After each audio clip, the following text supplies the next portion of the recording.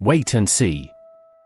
You type a single line of text and, within minutes, a physical object sits on your build plate. Hi3D AI just made that the standard for 2026 3D generation. We pitted it against Llama 4's 3D extension and Flux 2 texture synthesis to find the fastest path to plastic. The results defied our assumptions about mesh density and render times. Let's look at the pipeline architecture. Llama 4's 3D extension builds geometry first, relying on a secondary network for surface details.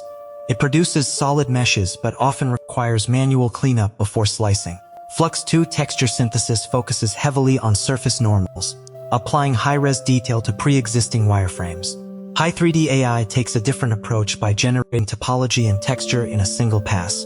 For this test, we measured the time from initial prompt to a slicer-ready file. We used a standard reference command string to ensure identical complexity across all three models. Llama 4 3D took roughly 4 minutes to converge on a watertight mesh. Flux 2 was faster on texture generation but stalled on complex internal geometry.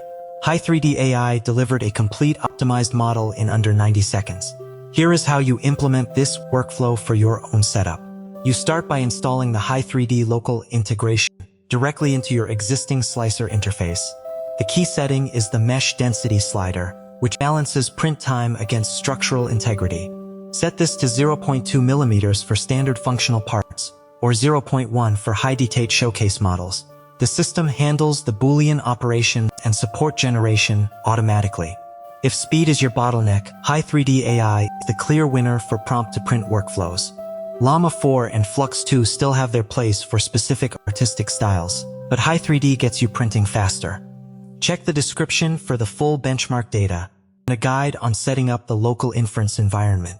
Subscribe to Wait and See for more signal through the noise. Thank you for watching. Subscribe to Wait and See, your signal through the noise of AI.